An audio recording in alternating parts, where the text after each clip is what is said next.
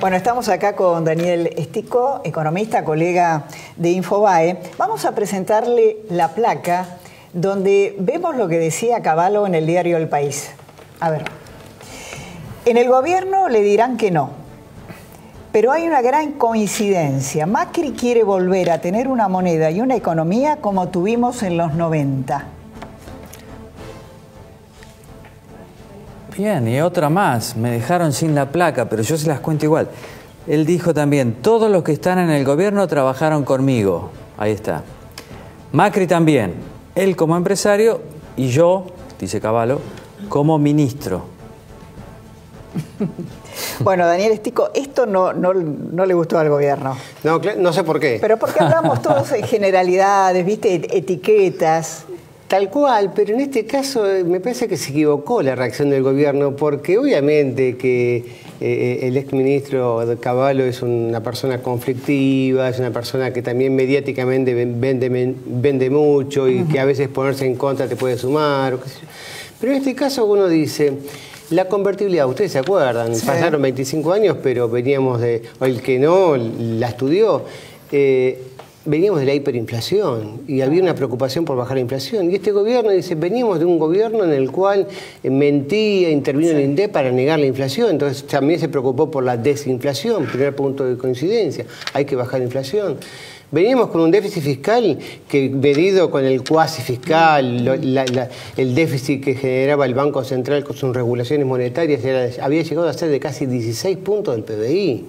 Y había que bajarlo. Y este gobierno también dice, che, venimos con un déficit fiscal de 8 puntos del PBI, hay que bajarlo, y están con una meta gradual de baja del déficit fiscal, otra coincidencia. Había que impulsar la economía y entonces en aquel momento Cavallo había implementado los planes de competitividad, como le llamaba, la baja de los aportes patronales sí. Para los que generaban nuevos empleos. Y este gobierno inventó o recreó los planes sectoriales con Toyota, con Vaca Muerta, el sector automotriz, con energías renovables. Quiere decir que hay mucho más coincidencias que disidencias. Claramente, no hay privatizaciones, pero hay recortes de subsidios para que suban las tarifas y darle rentabilidad a las empresas de servicios públicos para que generen inversión en infraestructura. Con lo cual, obviamente los tiempos son diferentes, pero hay más coincidencias que disidencias. Claro, tal vez el gobierno lo que no quiere es esa calificación de neoliberal o liberal, porque según el gobierno no hay ideologías. Tal cual.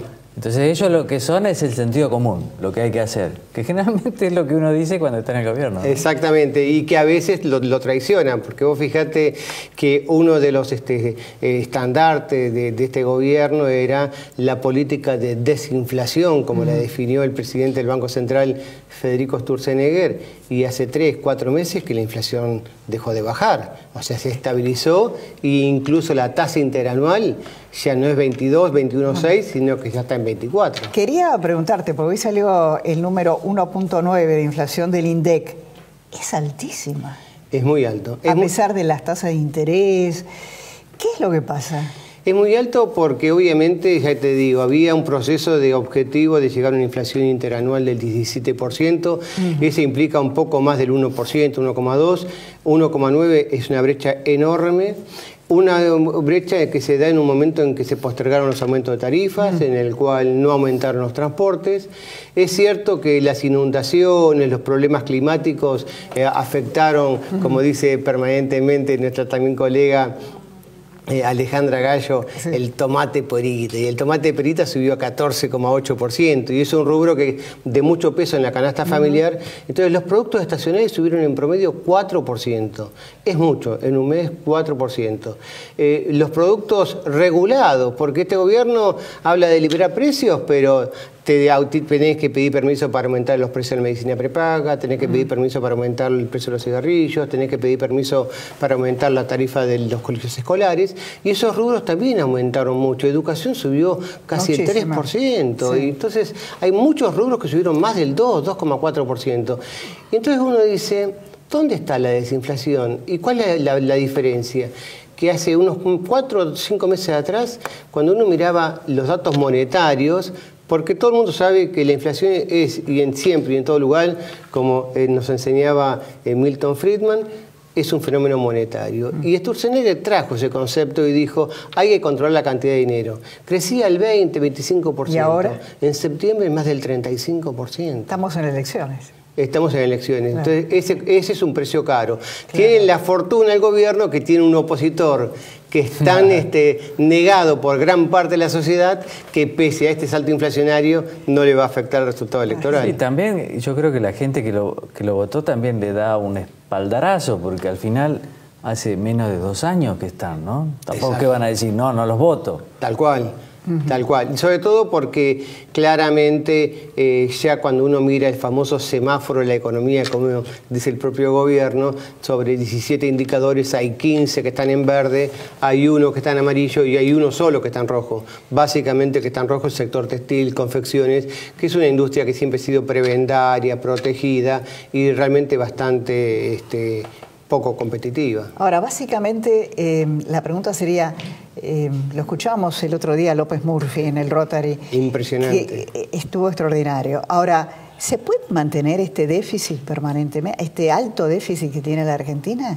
No. Porque es un problema constante que da la sensación que no lo soluciona nadie. Seguramente porque, como decíamos antes, el arrastre fue muy alto, el gobierno se ha preocupado de bajar el déficit primario, que es invento de los economistas, primario y no total. ¿Por qué? ¿Cuál es la diferencia? La diferencia entre el primario, que es la diferencia entre los ingresos por impuestos y los gastos corrientes, el pago de salarios, la gestión pública, es con el déficit total, el gasto financiero. Y cuando vos consumís con la tarjeta, al final del día tenés que pagar la luz, el gas, la leche, el colegio de los chicos, pero también la tarjeta. Si no pagás la tarjeta, algún día vas a tener problemas. Y el gobierno está descuidando eso del pago de la tarjeta. Y para colmo, ha elegido un exceso de financiamiento con deuda externa, porque es barata, es cierto, pero cada dólar que trae el ministro Caputo implica o lo lleva al Banco Central a emitir pesos para justamente los compromisos de la obra pública se pagan en pesos. Y eso genera más cantidad de dinero en la economía de lo que hoy el público quiere tener. Por eso, o suben los precios de los bienes o suben el dólar. Hoy están subiendo los precios de los bienes. Ahora, después de las elecciones se vienen las reformas, ¿no? Porque el optimismo empresarial se basa en eso.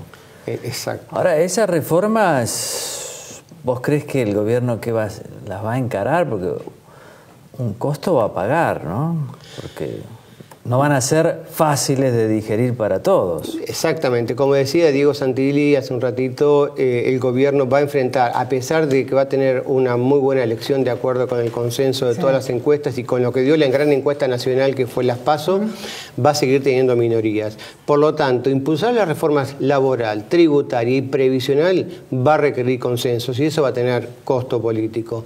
Lo que se está diciendo en el gobierno, lo que están reconociendo preliminarmente, es que las reformas no van a ser tan profundas como uno se imagine y ni que hablar en materia laboral. Nadie está pensando en reformas laborales del estilo de Brasil. Lo que están pensando es, bueno, tenemos que generalizar la baja de los aportes patronales, tenemos que renunciar a ingresos del ANSES. Si renunciamos a ingresos del ANSES, tenemos que tener más rentas generales para financiar el gasto jubilatorio. Lo que decía Ricardo López Murphy. Acá tenemos gente que se jubila con 30 años de trabajo, pero después tiene una esperanza de vida de 25. Eso es insostenible. Vamos a una pausa y después continuamos. Con mucho gusto. Claro, seguimos con Daniel Estico. Vos tocabas un tema importantísimo que es la reforma previsional que nos afecta a todos. El ANSES tiene déficit y va a tener menos ingresos porque parece que los empresarios van a aportar menos. ¿Cómo se soluciona eso? Tiene que haber otra fuente de ingreso, claro. ¿Qué sería? ¿El Rentas IVA? generales, parte del IVA. ¿Qué es lo que pasa hoy? Parte del IVA, parte de ganancias, parte del impuesto a los combustibles va para la seguridad social. Ahora, digo, si estamos en un proceso de cambio, en que la economía empieza a crecer, en que la macroeconomía se empieza a normalizar, ¿por qué entonces la ANSES no usa parte de los fondos de la reparación histórica? Porque hoy está teniendo una renta que bienvenida sea, porque es para prevenir crisis, pero en la transición, como puede ser esta, una crisis de financiamiento del ANSES, no crisis económica, quede claro, podría usar parte de esos fondos, porque de lo contrario, vos sabés que una de las reformas que estamos pendientes es la reforma impositiva. Recién acá estuvo el vicejefe de gobierno.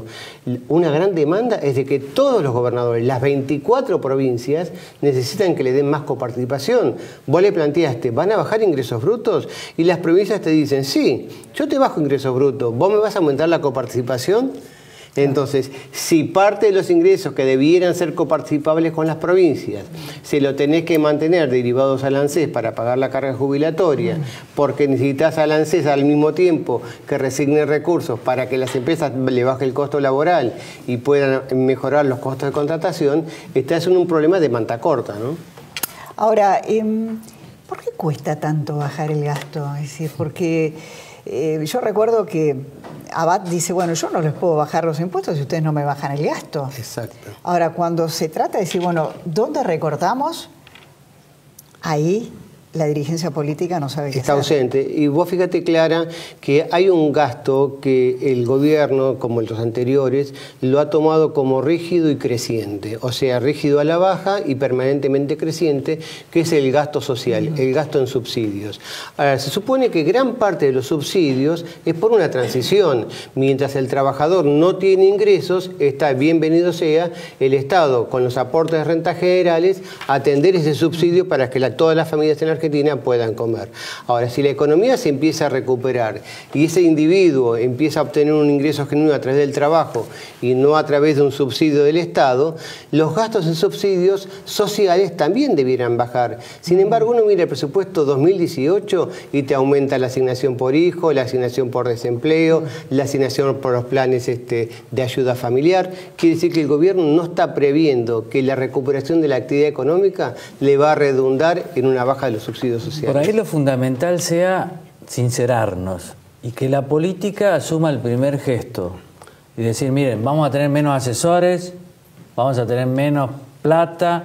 Cuando un legislador termina, se va a su casa y no le inventan un cargo, viste que acá en el Senado hay un montón de observatorios y van los ex senadores. Exacto. Me parece que si ellos no empiezan a dar el ejemplo, va a ser muy difícil sacar esas reformas. Y segundo, explicitarlo. El gobierno, uno de los grandes defectos que permanentemente reiteramos los economistas, los periodistas, es la falta de comunicación de lo que hacen.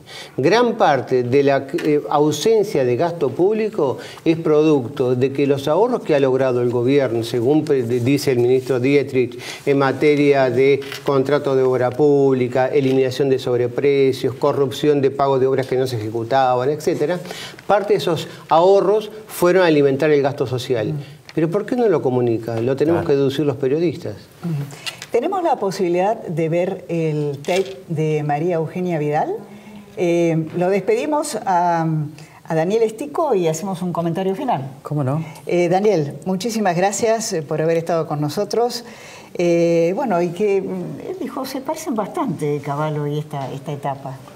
Sí, de familia. Yo creo que, claro, son distintos. Claro, distintos porque además Cavallo terminó mal. Pero en un momento, Cavallo asumió, me acuerdo, con De la Rúa con el 70% de imagen positiva. Claro, pero el Cavallo que estamos comparando no es el del 2001, sino el Cavallo del 91, 94, bueno, 95. ¿Te acordás, ¿no? que volaba en imagen positiva? Exacto. Lo que pasa es que después vino toda la degradación de la convertibilidad, el piloto automático de Roque Fernández, la caída de los precios internacionales de las materias primas. Claro. Hubo muchos factores de condimento que obviamente hoy no están, pero claramente el Mingo en su primera etapa creo que le ha hecho una gran contribución al país con haber revertido el proceso hiperinflacionario. Eso fue muy desgastante y nadie se lo reconoce. Yo diría no solo eso, para aumentar nuestra cuota de enemigos, sino que modernizó la economía, porque lo que hablamos ahora de la revolución de la soja tiene que ver con las posibilidades que hubo en ese primer tramo de los 90 de los productores agropecuarios de acceder a nuevas tecnologías y a nuevos bienes de capital. Y aparte otro dato que lo dijo Ricardo López Murphy en la charla del Rotary ayer, ¿no?